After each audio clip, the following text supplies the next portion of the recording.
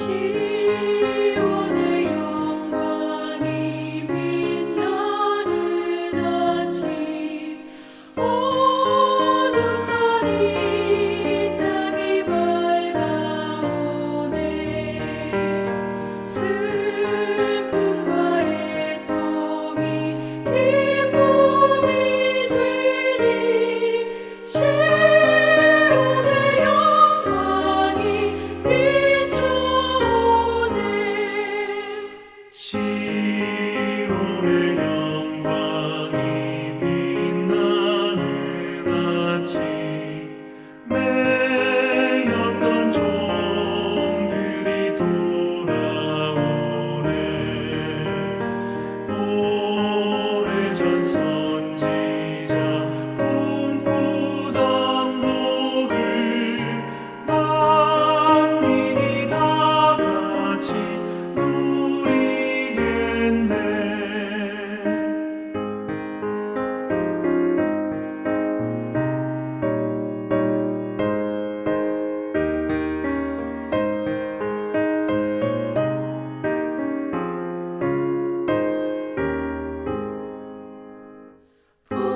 보아라 광야에 화초가 피고 말랐던 시냇물을 흘러오네 이 산과 저 산이 마주쳐 울려 주 예수 은총을 찬송하네 땅들아 바다야 많은 섬들아 찬양을 주님께 드리어라 싸움과 죄악이 가득한 땅에 찬송이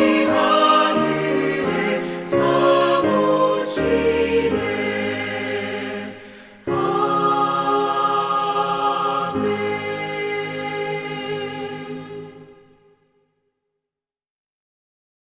오늘 저희들이 살펴볼 본문은 계시록 20장 7절로 10절 말씀입니다. 계시록 20장 7절로 10절 말씀. 하나님 말씀입니다. 천년이 참에 사탄이 그 옥에서 놓여 나와서 땅의 사방 백성 곧 곡과 마곡을 미혹하고 모아 싸움을 붙이리니 그 수가 바다의 모래 같으리라. 그들이 지면에 널리 퍼져 성도들의 진과 사랑하시는 성을 두르매 하늘에서 불이 내려와 그들을 태워버리고 또 그들을 미혹하는 마귀가 불과 유황못에 던져지니 거기는 그 짐승과 거짓 선지자도 있어 세세토록 밤낮 괴로움을 받으리라. 아멘. 우리는 지금 이 세상에서 일어날 마지막 일에 대해 살펴보고자 합니다. 오늘 우리가 살펴보고자 하는 이 본문은 인간의 역사가 끝나는 순간의 일입니다. 하나님께서는 이 우주 만물과 인간을 포함한 그 안에 있는 모든 것들을 하나님의 한 뜻, 즉 한 목적을 이루기 위해 창조하셨습니다. 그리고 특별히 하나님의 형상을 닮은 인간을 에덴 동산에 두시어 하나님의 목적을 이루고자 하셨던 것입니다. 그런데 하나님이 가장 아름답게 창조된 하늘에 있는 나라에서 전쟁이 시작되었습니다. 이 전쟁이 어떻게 해서 일어나게 되었는지에 대해서는 우리는 잘 알지 못합니다. 에스겔서 28장과 이사야서 14장을 통해 조금만 알 수 있을 뿐입니다. 왜냐하면 이 이상의 정보를 하나님께서 우리에게 허락하지 않으셨기 때문입니다. 하여튼 어떻든지 간에 하나님께서 가장 아름답게 창조한 천사장 중 하나와 일단의 천사들이 하나님을 반역한 것입니다. 이들 중 타락한 천사장을 성경은 사탄 혹은 마귀라고 부르고 이를 추종한 천사들을 귀신이라고 부릅니다. 그리고 이 전쟁을 성경은 아마겟돈 전쟁이라고 부릅니다. 그런데 이 사탄, 마귀라고 불리우는 자가 하나님을 대항해 에덴 동산에 와서 아담과 하와를 미혹해서 아담과 하와로 하여금 하나님을 대적하게 하였습니다. 하나님의 형상으로 창조된 아담과 하와는 이 사탄의 그럴듯한 술수에 넘어가 하나님께 씻지 못할 죄를 짓게 되었던 것입니다. 그래서 아담과 하와는 하나님의 저주를 받아 에덴 동산에서 쫓겨나게 되었던 것입니다. 그런데 이 저주는 아담과 하와뿐만 아니라 온 우주와 이 우주 안에 있는 모든 것들이 다 저주를 받게 되었던 것입니다. 그래서 이 세상은 끊임없는 고통과 고난 속에 처하게 되었던 것입니다.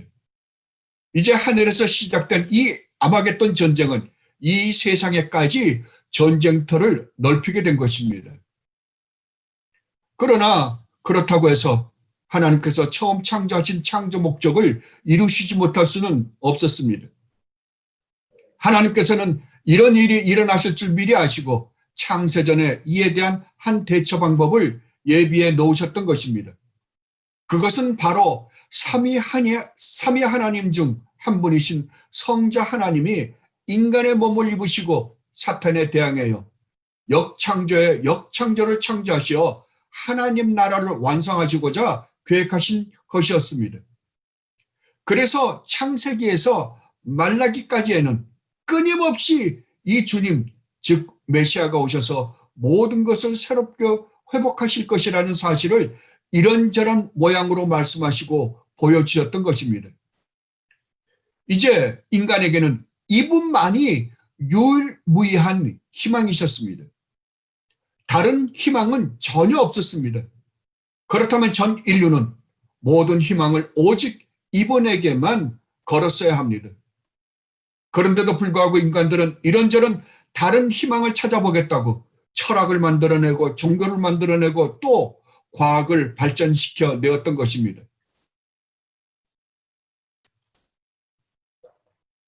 그렇다면 인간들이 참 희망을 찾았습니까?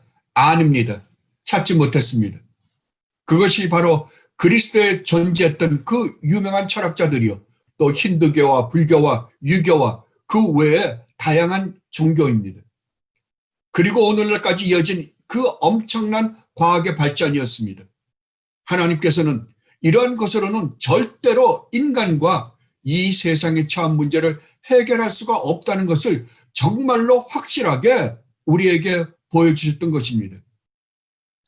그런데도 불구하고 타락한 인간들은 지금까지도 이것들을 의지해서 인간이 처한 고난의 문제를 해결해 보려고 노력하고 있습니다. 얼마나 어리석은 짓들인지 모릅니다. 그런데 때가 되자 하나님께서는 마리아라는 인간의 몸을 통해 성자 하나님을 보내셨습니다. 사탄은 하늘에 살았었기 때문에 이 사실을 누구보다도 잘 알고 있었습니다. 그래서 성자 하나님이 인간의 몸을 입고 태어나지 못하게 하기 위해 별의별 방법을 다 동원해 수없이 구약을 보면 방해하였을 뿐만 아니라 또 태어나자마자 죽이려고까지 하였던 것입니다. 그 일을 헤롯을 통해서 하고자 했습니다. 그런데 어떻게 되었습니까? 실패하고야 말았습니다. 그래서 이 땅에 오신 주님께서는 하나님과 사람들에게 귀여움과 칭찬을 받으시며 키와 지혜가 무럭무럭 자라나셨습니다. 그리고 이름도 예수라고 불리우셨습니다. 아이가 자라며 강하여지고 지혜가 충만하며 하나님의 은혜가 그의 위에 있더라. 그리고 드디어 때가 되자 주님께서는 이 세상에서 주님이 하셔야만 하는 일을 시작하셨습니다. 그런데 사탄은 끊임없이 주님께서 하나님 나라를 완성하지 못하게 하려고 온갖 짓을 다하였습니다. 자기가 할 수 있는 방법이란 방법은 다 동원하여 하나님 나라가 이루어지는 것을 방해하였던 것입니다. 그래서 나중에는 주님을 죽이면 이것으로 하나님 나라가 이루어지지 못할 것이라고 생각하게 되었던 것입니다. 그런데 이것이 웬 말입니까? 이것이야말로 하나님이 하나님 나라를 완성하시는 유일무이한 방법이라는 사실을 사탄은 꿈에도 생각하지 못했던 것입니다. 이것을 하나님께서는 끊임없이 구약 이스라엘을 통하여 말씀하셨던 것인데 사탄은 이런 사실을 꿈에도 이해하지도 못했던 것입니다. 이것에 대해서 이사야 선지자가 이사야서 52장 13절로 53장 12절에서 얼마나 잘 말씀해 주셨는지 모릅니다. 좀 길지만 우리가 한번 읽어보도록 하겠습니다. 이것을 사탄만 이해하지 못한 게 아니라 오늘날 유대인들도 이해하지 못하고 있습니다. 유대인들이 바라는 메시아는 고난의 메시아여야 하는데도 불구하고 고난의 메시아가 아니라 정말 영광의 메시아가 와서 자기들을 이 땅에서 가장 큰 나라, 자기들을 가장 행복하게 살 나라를 만들어 주기를 기대하고 있었기 때문에 이 이사야 선지자가 말한 이 놀라운 예언을 이해하지 못했던 것입니다. 그러나 하나님께서는 정말 이렇게 아름답게, 이렇게 확실하게 저희들에게 가르쳐 주셨던 것입니다. 여러분이 어떨 때 신앙생활 하다가 마음이 뭐라 그럴까요? 좀 이렇게 침체되고 안타까울 때 있죠. 그때 이 이사야서 52장 13절로 53장 12절을 읽어보면 정말 힘이 날 것입니다. 한번 보도록 하겠습니다. 이것은 고난의 종 우리 주님 예수 그리스도에 대한 예언이었습니다. 보라, 내 종이 형통하리니 받들어 높이 들려서 지극히 존귀하게 되리라. 전에는 그의 모양이 타인보다 상하였고 그의 모습이 사람들보다 상하였으므로 많은 사람이 그에 대하여 놀랐거니와 그가 나라들을 놀라게 할 것이며 왕들은 그로 말미암아 그들의 입을 봉하리니 이는 그들이 아직 그들에게 전파되지 아니한 것을 볼 것이요 아직 듣지 못한 것을 깨달을 것임이라. 우리가 전한 것을 누가 믿었느냐? 여호와의 팔이 누구에게 나타났느냐? 그는 주 앞에서 자라나기를 연한 순 같고 마른 땅에서 나온 뿌리 같아서 고운 모양도 없고 풍채도 없은즉 우리가 보기에 흠모할 만한 아름다운 것이 없도다. 어떻다고요? 주님은 우리 인간이 볼 때는 뭐 저래 그런 사람이었다니까요. 그는 멸시를 받아 사람들에게 버림받았으며 간고를 많이 겪었으며 질고를 아는 자라. 마치 사람들이 그에게서 얼굴을 가리는 것 같이 멸시를 당하였고 우리도 그를 귀히 여기지 아니하였도다. 우리도 어떻게 했다고요? 주님을 귀히 여기지 않았다고요. 그는 실로 우리의 질고를 지고 우리의 슬픔을 당하였거늘 우리는 생각하기를 그는 징벌을 받아 하나님께 맞으며 고난을 당한다 하였노라. 그가 우리 주님이 받으신 그 고난은 그가 받아 마땅한 고난이라고 우리가 생각했다니까요. 그가 찔림은 우리의 허물 때문이요 그가 상함은 우리의 죄악 때문이라. 그가 징계를 받음으로 우리는 평안을 누리고 그가 채찍에 맞음으로 우리는 나음을 받았도다. 우리는 다 양 같아서 그릇 행하여 각기 제 길로 갔거늘 여호와께서는 우리의 모든 죄악을 그에게 담당시키셨도다. 그가 곤욕을 당하여 괴로울 때에도 그의 입을 열지 아니하였으며 마치 도수장으로 끌려가는 어린 양과 털 깎는 자 앞에서 잠잠한 양같이 그의 입을 열지 아니하였도다. 왜 안 열었다고요? 왜냐하면 열어서 주님이 무죄라는 것이 밝혀지고 나면은 우리의 죄 문제를 어떻게 하겠어요? 그러니까 우리 주님은 주님이 우리의 죄를 몽땅 뒤집어 쓰고 마치 주님이 이 세상에서 가장 악덕한 죄인처럼 그냥 도수장으로 갔다니까요. 그의 곤욕과 신문을 당하고 끌려갔으나 이 세대 중에 누가 생각하기를 그가 살아있는 자들의 땅에서 끊어지면 마땅히 형벌받을 내 백성의 허물 때문이라 하였으리요. 여러분 얼마나 놀랍습니까? 이 강포를 행하지 아니하였고 그의 입에 거짓이 없었으나 그의 무덤이 악인들과 함께 있었으며 그가 죽은 후에 부자와 함께 있었도다. 여호와께서 그에게 상함을 받게 하시기를 원하사 질고를 당하게 하셨은즉 그의 영혼을 속건 제물로 드리기에 이르면 그가 씨를 보게 되며 그의 날은 길 것이요 또 그의 손으로 여호와께서 기뻐하시는 뜻을 성취하리로다. 그가 자기 영혼에 수고한 것을 보고 만족하게 여길 것이라. 뭐라고요? 주님은 비록 십자가에서 그 엄청난 고난을 당하셨지만 기쁘게 십자가를 지셨다 그럽니다. 왜요? 그것으로 말미암아 주님의 백성들을 주님이 구원할 것이기 때문에요. 그걸 보시고 주님은 기쁜 마음으로 그 엄청난 무시무시한 십자가를 지셨다라고 지금 말씀하고 있는 것입니다. 이게 이미 이사야 선지자 주님이 오시기 800년 전에 이미 예언되었던 겁니다. 나의 의로운 종이 자기 지식으로 많은 사람을 의롭게 하며 또 그들의 죄악을 친히 담당하리로다. 그러므로 내가 그에게 존귀한 자와 함께 몫을 받게 하며 강한 자와 함께 탈취한 것을 나누게 하리니 이는 그가 자기 영혼을 버려 사망에 이르게 하며 범죄자 중 하나로 헤아림을 받았음이니라.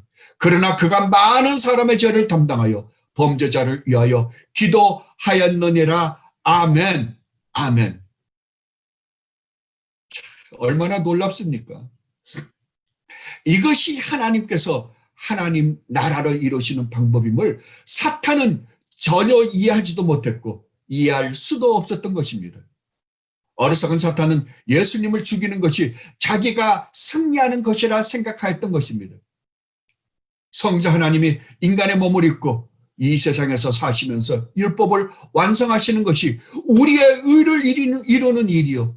주님이 십자가에서 죽으시는 일이 우리가 하나님께 저지른 죄의 문제를 해결하는 일이며 주님이 부활하시는 것이 우리에게 새 생명을 주시는 일이라는 사실을 이 어리석은 사탄은 정말로 몰랐던 것입니다. 이 어리석은 놈이 어떻게 알 수 있었겠습니까? 그래서 사탄은 자기의 모든 지혜를 통하여 한 일이 결국에는 하나님의 뜻을 이루어드리는 일일 줄이야. 이가 감히 생각했겠습니까? 그래서 이에 대해서 사도 바울이 로마서 11장 33절로 36절에서 이렇게 말씀하셨던 것입니다.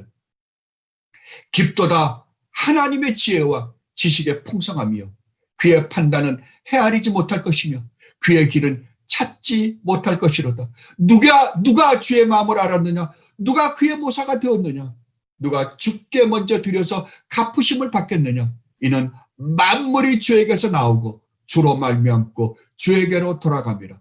그에게 영광이 세세 있을지어다. 아멘. 아멘. 맞죠? 맞는 말입니다. 그리고 주님이 승천하신 것이 성령 하나님을 우리에게 보내셔서 주님이 하신 일로 말미암아 구원하시고자 하시는 하나님의 나라 백성들을 불러들이는 일이라는 사실을 어리석은 사탄은 어떻게 알 수 있었겠습니까? 사탄은 몰랐습니다. 전혀 몰랐습니다. 그래서 어떻게 되었습니까? 사탄은 하늘에서 쫓겨났습니다.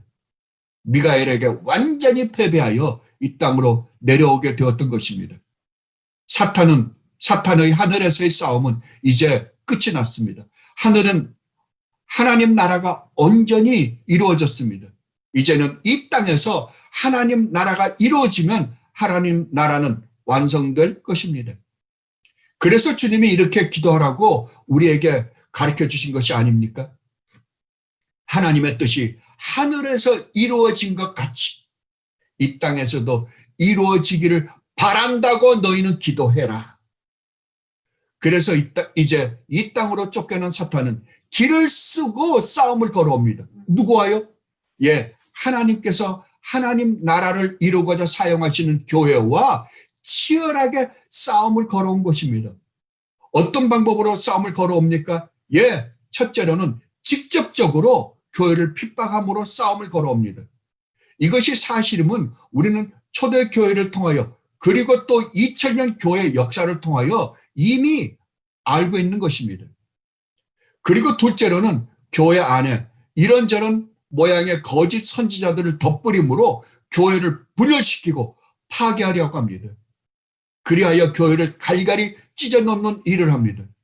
이것을 여러분이 교회 생활을 하면서 이 땅에서 수없이 경험한 일일 것입니다. 그리고 세 번째로는 하나님의 말씀을 왜곡시킴으로 교회를 파괴하려고 합니다. 이런 사실은 카톨릭을 통하여 또 수많은 잘못된 교파들의 가르침을 통하여 여러분은 이미 알고 있는 사실입니다. 얼마나 수많은, 아니 지금도 우리 한국만 봐도 얼마나 수많은 이단들이 정말 생겨났다 없어지고 생겨났다 없어지고 또 생기고 하는 모습을 여러분들은 얼마든지 볼 수 있습니다. 그리고 네 번째로 오늘날에는 교리 자체를 없애버리고 이성으로 이해되는 것만을 성경에서 받아들이게 하거나 또는 신비주의적인 경험으로 교회를 파괴시키려고 합니다. 느낌으로 신앙생활을 하게 하는 것입니다. 이것은 세상도 마찬가지입니다. 오늘날 사람들은 생각하기를 좋아하지 않습니다. 자신의 감정을 자극해 주는 것만을 좋아합니다. 이것을 가장 잘 이용하는 것이 바로 텔레비전이라고 저는 생각합니다. 이것은 교회에서도 마찬가지입니다. 하나님의 말씀을 읽고 묵상함으로 믿음을 차근차근 쌓아나가는 것이 아니라 생각하기가 싫으니까요. 묵상하기가 싫으니까 자신들의 감정을 건드려 느끼게 해주는 것으로 신앙생활을 하려고 합니다. 그러니까 수많은 이단에 빠질 수밖에 없습니다. 그렇다면 이렇게까지 교회를 파괴하는 사탄이 궁극적으로 승리할까요? 아닙니다. 절대로 아닙니다. 비록 외적으로는 승리한 것처럼 보일 수는 있습니다. 왜냐하면 종교개혁대회도 그랬던 것처럼 오늘날에도 교회가 총체적으로 타락한 것처럼 보일 수 있기 때문입니다. 그러나 하나님의 참 교회를 사탄은 절대로 파괴할 수 없습니다. 이 반석 위에 내 교회를 세우리니 음부의 권세가 어떤다고요? 이기지 못한다고요. 절대로 못 이긴다고요. 사탄은 절대로 이 주님이 세우신 교회를 파괴할 수가 없습니다. 수많은 거짓 교회를 만들어 그럴듯한 승리를 가장할 수는 있을 것입니다. 그러나 참 교회를 파괴하는 일은 절대로 있을 수가 없습니다. 이것은 구약에서도 마찬가지였고 기독교 2000년 역사 안에서도 우리가 얼마든지 증명할 수 있습니다. 남은 자는 언제든지 있었던 것입니다. 또 이것의 산 증인들이 오늘날 바로 여러분이 아닙니까? 온갖 세상의 거짓된 가르침에도 불구하고 온갖 고난을 각오하며 주님이 가신 길을 따라가겠다고 고백하시며 따라가는 여러분 말입니다. 엘리야 때에 남겨놓으셨던 실천이 바로 오늘날 저와 여러분이 아닙니까? 이 전쟁이 일어나는 곳이 바로 여러분과 제가 사는 이 세상이며 여러분과 제가 소속되어 있는 이 교회입니다. 이것은 정말로 눈에 보이지 않는 치열한 영적 전쟁터입니다. 이것을 볼 수 있는 눈을 가진 자는 오직 주님의 참 백성밖에 없습니다. 이 눈이 없는 자는 절대로 보지 못합니다. 세상 사람들은 오직 이 세상에서 일어나는 일에 대해 육신의 눈으로 볼 수 있는 것만을 보고 모든 것을 판단합니다. 그러나 참된 성도는 그렇지 않습니다. 참 성도는 이 눈에 보이는 일들을 뒤에서 조정하고 있는 사탄의 존재를 봅니다. 그리고 그 결과를 똑똑히 봅니다. 그래서 이 세상에 가는 길을 따라가지 않는 것입니다. 그런데 주님께서는 우리에게 마지막으로 사탄이 어떻게 처참하게 패배하는지를 보여주시고 싶어 하십니다. 얼마나 자상하신 분이신지 모릅니다. 왜 이렇게 하십니까? 우리가 이 싸움을 하는 데 있어서 너무 힘들어 혹 실망하고 좌절할까 봐, 힘들어할까 봐, 그리고 속상해할까 봐 사탄의 마지막까지 보여주시고자 하시는 것입니다. 그렇다면 사탄은 어떻게 처절하게 망합니까? 그것이 오늘 우리가 읽은 본문입니다. 오늘 본문을 다시 한번 읽어보도록 하십시다.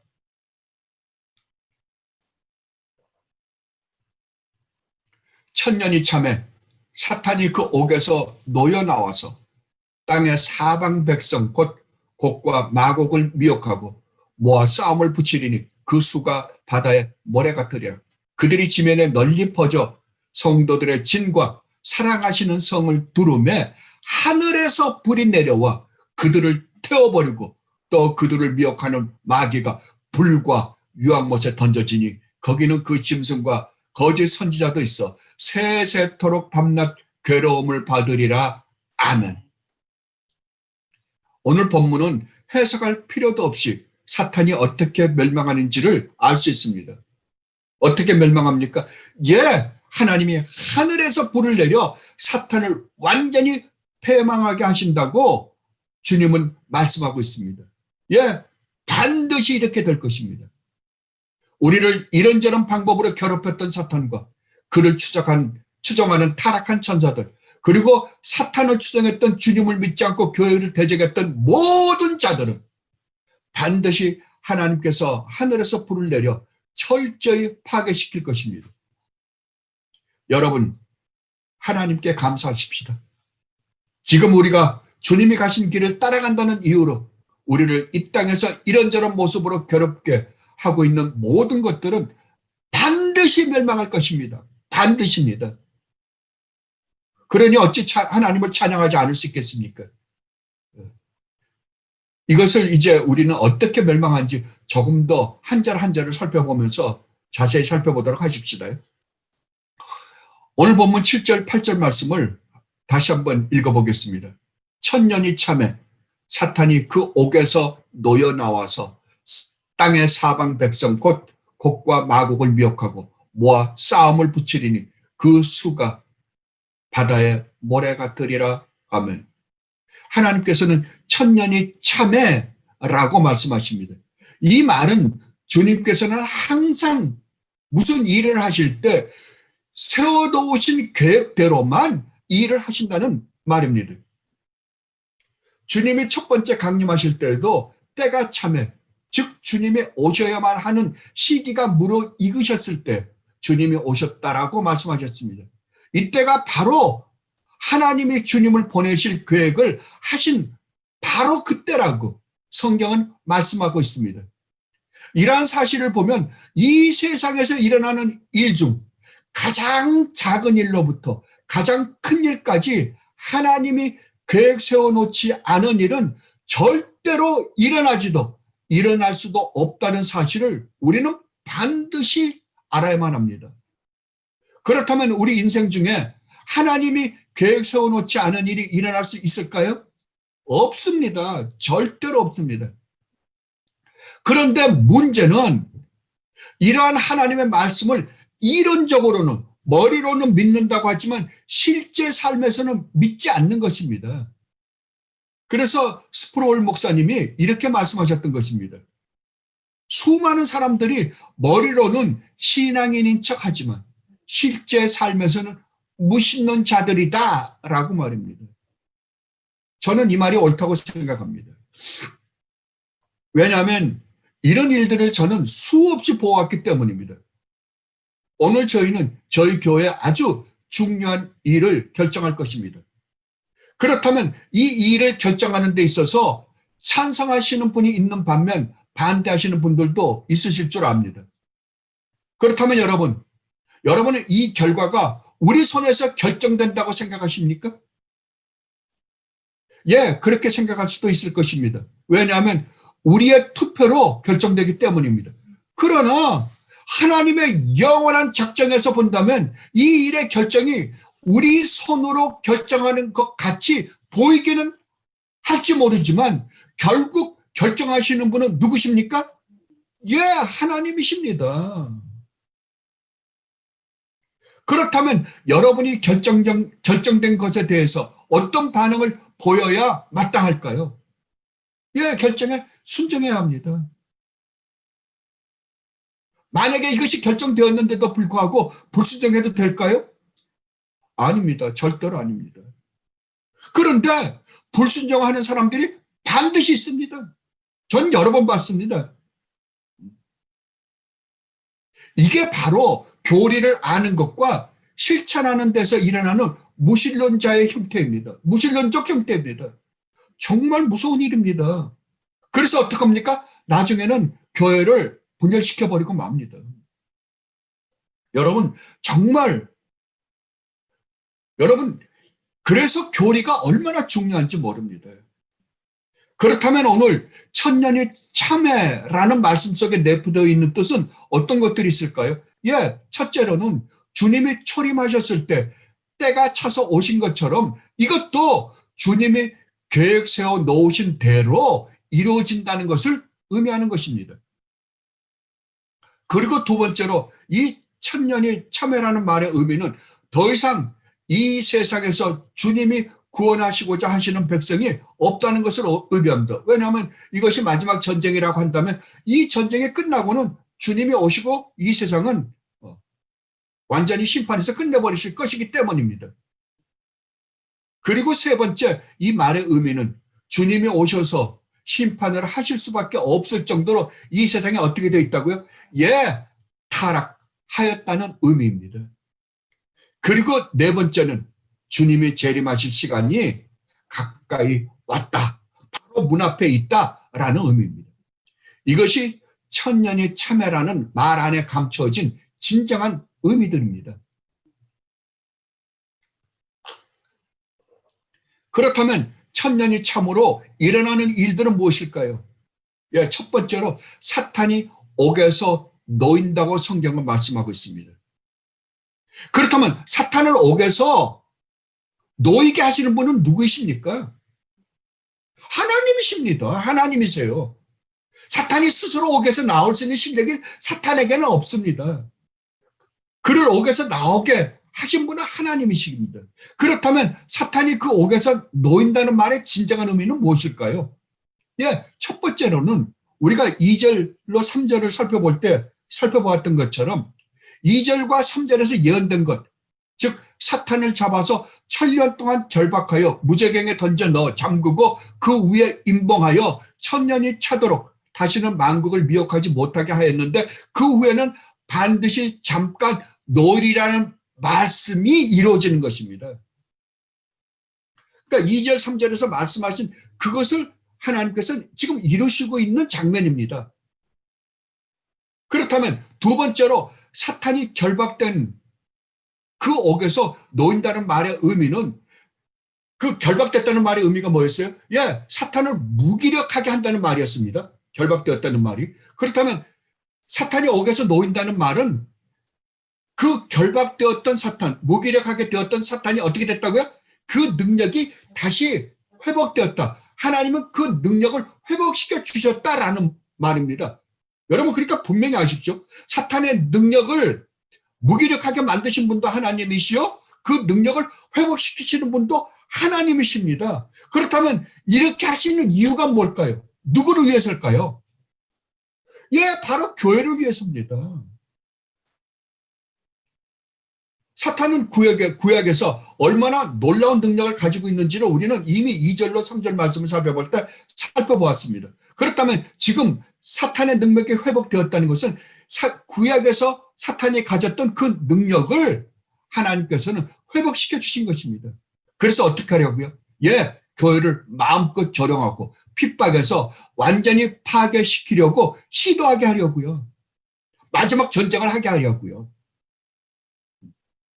그러면 하나님께서 이 전쟁을 하게 하셔서 어떻게 하려고요? 예, 이 전쟁 가운데서 교회가 얼마나 든든하게 하나님의 보호를 받아 승리하는지를 보여주시기 위해서요. 이것에 대해 사도 바울이 데살로니가 후서 2장 1절로 12절에서 우리에게 이미 말씀해 주셨습니다. 한번 읽어보도록 하겠습니다. 데살로니가 2장 1절로 12절 말씀입니다. 형제들아, 우리가 너희에게 구하는 것은 우리 주 예수 그리스도의 강림하심과 재림입니다. 우리가 그 앞에 모임에 관하여 영어로나 또는 말로나 또는 우리에게서 받았다는 편지로나 주의 날이 이르렀다고 해서 쉽게 마음이 흔들리거나 두려워하거나 하지 말아야 한다는 것이다. 어떤 사람들이 와가지고 주님이 강림했다, 재림했다라고 그러는데 그런 말에 현혹되지 말라. 그러면 주님이 강림하시기 전에, 재림하시기 전에 어떤 일이 일어날 것인가? 지금 우리가 살펴보고 있는 이 전쟁이 일어나는 그 상황에 어떠한 일들이 일어날 것인가에 대해 우리에게 지금 말씀해 주시는 것입니다. 누가 어떻게 해도 너희가 미혹되지 말라. 먼저 뭐라고요? 배교하는 일이 있다고요. 교회들이 총체적으로 타락하는 일이 있다니까요. 타락하는 일이 있고 저 불법의 사람 곧 멸망의 아들이 나타나기 전에는 그날이 이르지 아니하리니. 그러니까 마지막 이 아마겟돈 마지막 전쟁이 일어날 때는 어떻게 한다고요? 교회가 총체적으로 타락한다니까요. 총체적으로 타락하면 진짜 구원받는 사람은 얼마나 될까요? 거의 없겠죠. 거의 없을 겁니다.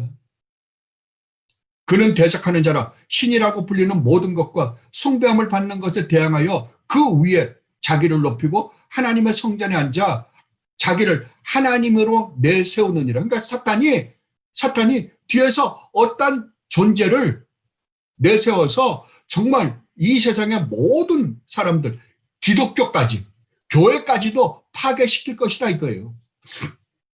내가 너희와 함께 있을 때 이 일을 너희에게 말한 것을 기억하지 못하느냐. 이 이야기를 아마 데살로니가 교회에 사도 바울이 복음을 전할 때 여기에 대해서도 서로 이야기가 있었던 것 같습니다. 너희는 지금 그러하여금 그의 때에 나타나려 하여 막는 것이 있는 것을 안 하니. 지금은 사탄을 무기력하게 해서 막는 것이 있다는 거예요. 그 전에는 마지막 이 아마겟돈 전쟁이 일어나기 전에는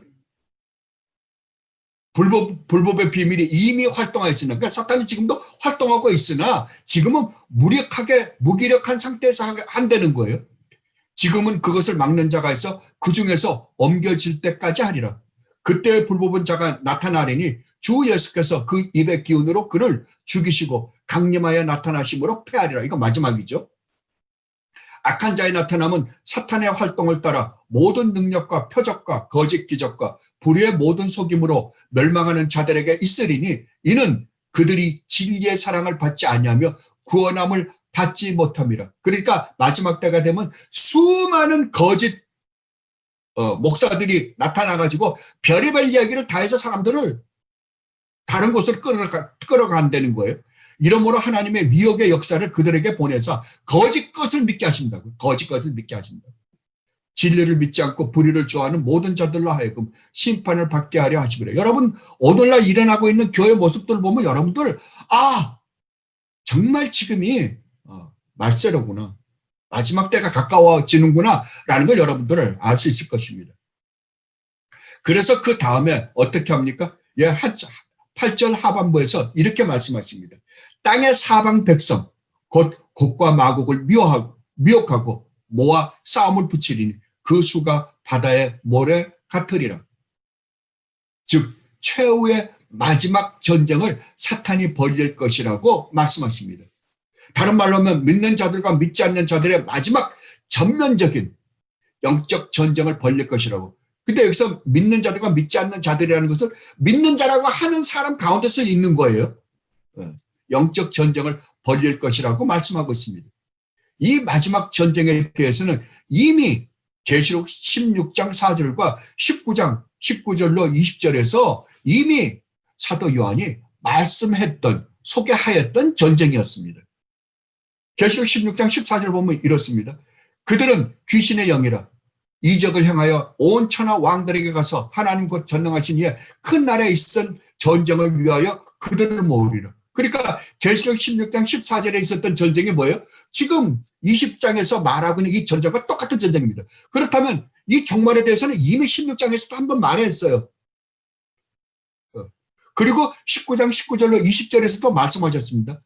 또 내가 보매 그 짐승과 땅의 임금들과 그들의 군대들이 모여 그 말탄 자와 그의 군대와 더불어 전쟁을 일으키다가 짐승이 잡히고 그 앞에서 표적을 향하던 거짓 선지자도 함께 잡혔으니 이는 짐승의 표를 받고 그의 우상에게 경배하던 자들을 표적으로 미혹하던 자라. 이 둘이 산채로 유황불 붙는 못에 던져지고 그 20장에서도 그 거짓 선지자들 짐승과 거짓 선지자들이 유황불에 던져집니다. 근데 이 19장에서도 이미 던져졌어요. 그럼 던져졌는데 또 던집니까? 아닙니다. 똑같은 사건을 16장에서도 말하고 이런 관점에서 말하고 또 19장에서도 말하고 20장에서 완전히 이제 결론적으로 말씀하시는 거예요. 그렇다고 한다면 이 요한계시록은 얼마나 반복적인지 모릅니다. 이미 말씀하신 것도 말씀하시고 말씀하시고 또 말씀하시는 거예요. 그런데 이 요한계시록이 많은 잘못된 해석을 낳게 된 것은 이 반복을 모르고 시간적인 순서로 계시록 4장서부터 20장까지를 이게 시간적인 순서로 일어나는 일이라고 생각하고 해석하려고 했기 때문에 수많은 잘못된 해석을 낳게 된 것입니다.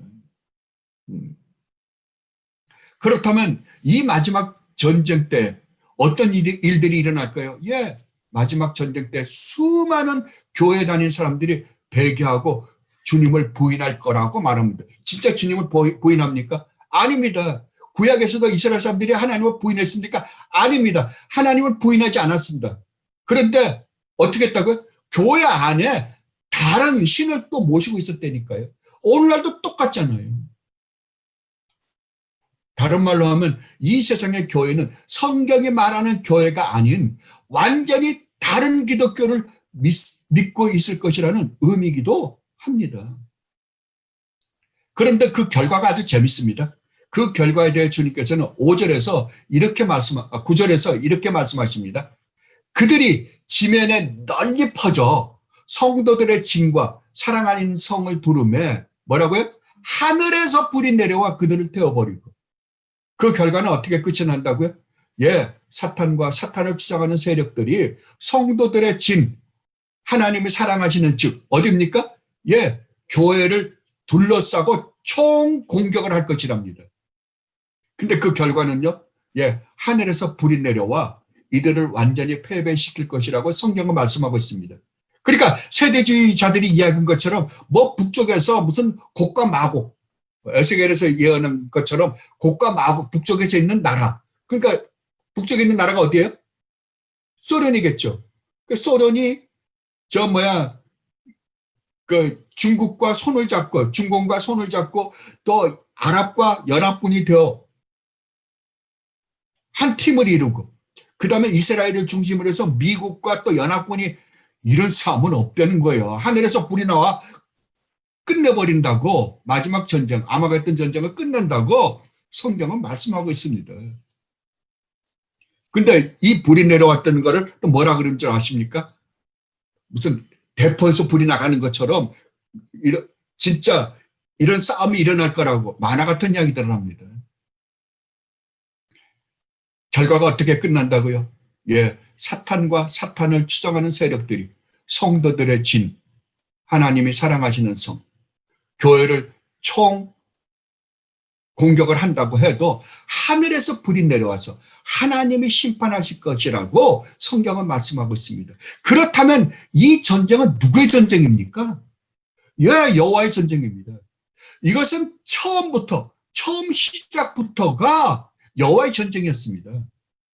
이 전쟁이 어디서부터 누가 시작한 전쟁입니까? 예, 사탄이 하늘에서 하나님에 대항해서 시작한 전쟁이었습니다. 그런데 이 전쟁이 어디까지 확전되었다고요?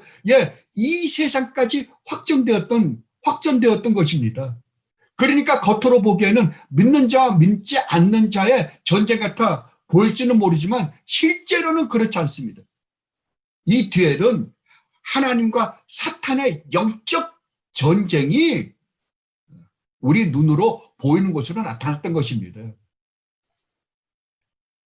그렇다면 이 전쟁의 절정은 어디였습니까? 예, 십자가였습니다. 사탄은 아까도 앞에서 우리가 살펴보았던 것처럼 주님의 십자가에서 도저히 재개할래 할 수 없을 정도로 완전히 패배했습니다. 그러나 사탄은 항복하지 않았습니다. 그리고 마지막 발악을 하면서 하나님과의 전쟁을 이어갔고 이제 최후로 발악을 합니다. 그 결과는요, 예, 하나님의 하늘에서 불을 내려 완전히 패배시킵니다. 이것은 실제로 하늘에서 불이 내려온다는 의미 아니라 하나님께서 사탄에게 더 이상 전쟁을 지속하지 못하게 심판을 내리셨다는 의미입니다. 이것은 엘리야 선지자 때 갈멜산에서 바알신과 주님과의 전쟁을 연상케 하는 것입니다. 아니, 그때의 예표가 성취되었다고 보는 것이 더 옳은 말일 것입니다. 열왕기상 18장 37절로 38절을 보면 이렇게 기록되어 있습니다. 여호와여, 내게 응답하옵소서. 내게 응답하옵소서. 이 백성에게 주 여호와는 하나님이신 것과 주는 그들의 마음을 되돌이키심을 알게 하옵소서. 하매 이에 여호와의 불이 내려서 번제물과 나무와 돌과 흙을 태우고 또 도랑의 물을 핥은지라. 이때는 실질적으로 하나님의 불을 내려서 바알신과 하나님 중에 누가 참 하나님이심을, 참 신임을 증명하기 위해서 싸웠다는 거예요. 근데 마지막에는 어떻게 한다고요? 마지막에는 하나님이 완전히 사탄을 심판해버리고 끝내버리신다고요. 바로 이 심판의 결과가 지금 오늘 이루어지고 있는 것입니다. 그래서 10절에서 이렇게 말씀하십니다. 또 그들을 미혹하는 마귀가 불과 유황못에 던져지니 거기는 그 짐승과 거짓 선지자도 있어. 뭐라고요? 세세토록이 뭐예요? 영원히 밤낮 괴로움을 받으리라. 아멘.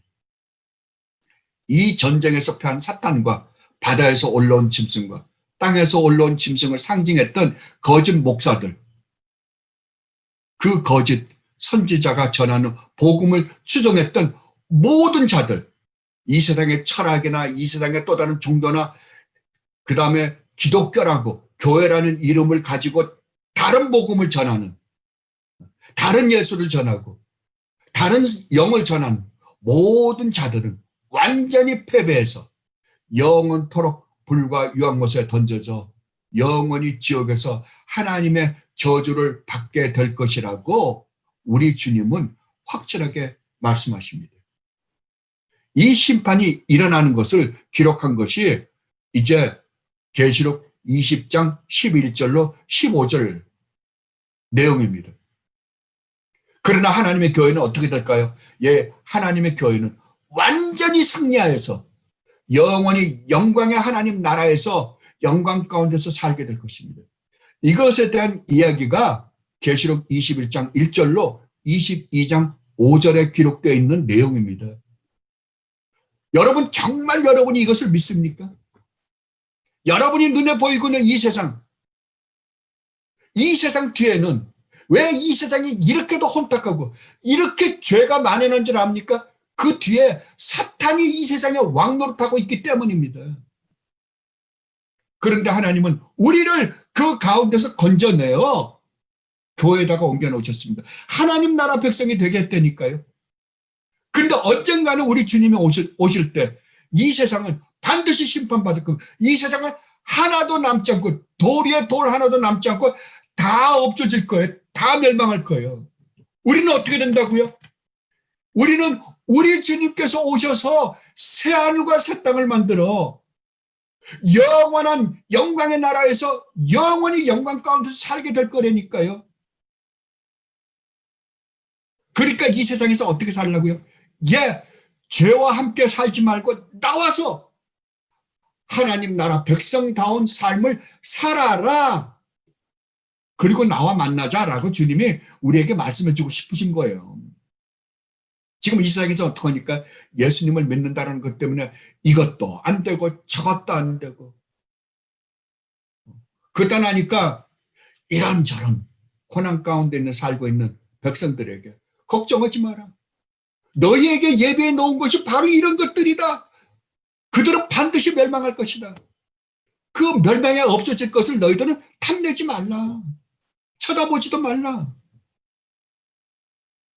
너희는 나와 함께 정말 내 말씀에 순종하며 살자. 그때 너희는 이러한 영광된 하나님 나라에서 영원히 살게 될 것이다 라고 가르쳐 주는 거예요. 여러분, 우리는 이제까지 계시록 1장 1절로 20장 10절까지의 말씀을 오랜 시간에 걸쳐 살펴보았습니다. 오래 걸리긴 했지만 여러분이 공부한 요한계시록을 한번 연상해 보십시오. 여러분이 저와 함께 요한계시록을 공부하시면서 깨닫게 된 것이 무엇입니까? 실망이야 절망입니까? 아니면 요한계시록이 두렵고 무섭습니까? 아니면 기쁨이요 소망이요 정말 영광의 책입니까? 요한계시록은 우리를 실망하게 하고 두렵고 겁을 주고자 기록한 책이 절대로 아닙니다. 무슨 최한 7년 대환란이니 뭐니 이런 거 아니에요.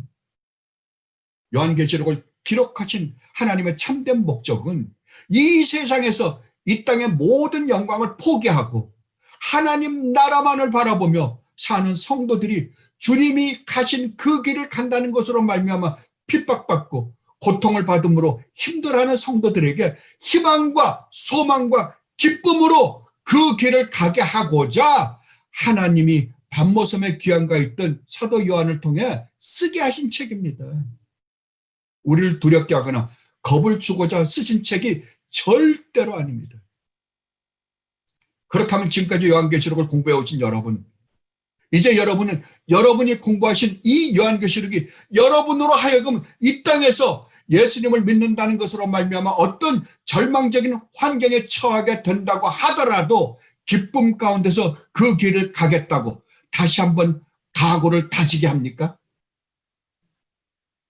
이 싸움에서 나는 분명히 승리할 것이니까 이 길을 가는 데 있어 어떤 일을 어떤 환난을 겪는다 하더라도 정말 이 길을 가고자 하는 기쁜 마음이 생기십니까? 너희가 환난을 당하나 담대하라. 내가 세상을 이겼노라. 라는 그 담대함이 여러분 앞에 있습니까? 만약 이 마음이 생긴다면 여러분은 정말로 저와 함께 요한계시록을 잘 공부하셨습니다.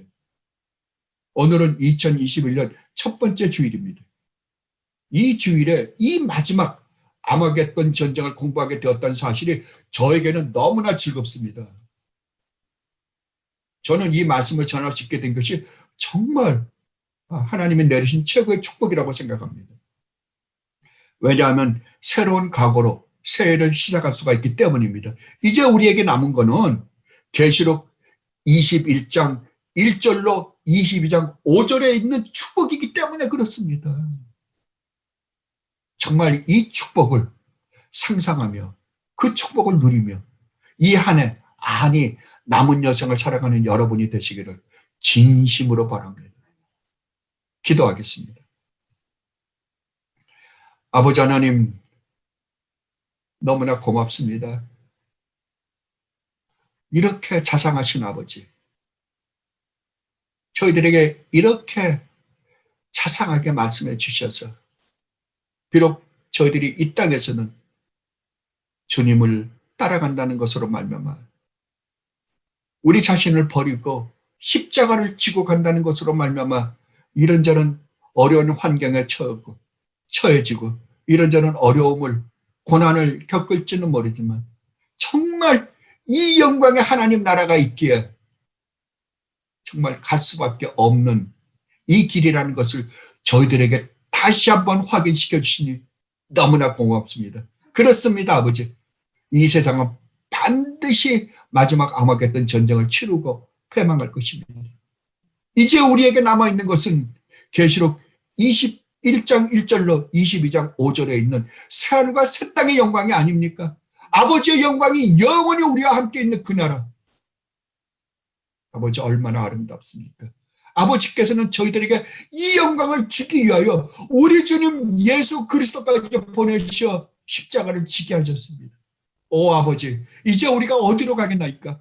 이 영상에 말씀이 있는데 저희들이 어디로 가겠습니까? 세상이요? 아닙니다.